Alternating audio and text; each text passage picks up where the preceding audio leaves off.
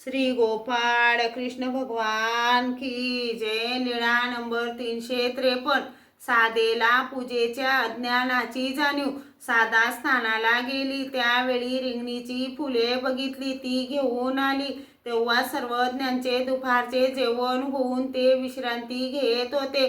साधा आली, तिने सर्वज्ञांच्या श्रीचरणावर ती फुले वाहिली, जानूवर वाहिली, वृक्षस्थळावर वाहिली, श्रीमुकुटावर वाहिली। बाईसा बाहेरून आली, त्यावेळी तिने ते पाहिले आणि अशी कोणी हो पूजा केली असे म्हणून रागावू लागली। बाईसाने म्हटले, श्रीचरणाकडे देव नाही का आणि श्रीमुकुटाकडेच देव आहे का?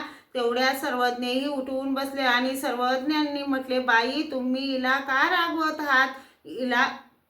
हिला तेवढे कळत नाही। हिला जर ते कळले असते तर हिने असे का केले असते आणि अवेळी का आली असती? तेव्हा साधाला अधिकच दुःख झाले। सर्वज्ञ म्हणाले, साधे हो, दुःख करू नका। तुम्हाला जर काही ठाऊक असते तर तुम्ही असे का केले असते आणि अवेळी का आली असती? असे म्हणून सर्वज्ञांनी तिचे दुःख दूर केले। सर्वज्ञ श्री चक्रधर स्वामी खूप दयाळू, मयाळू, कनवाळू, कृपाळू आहेत।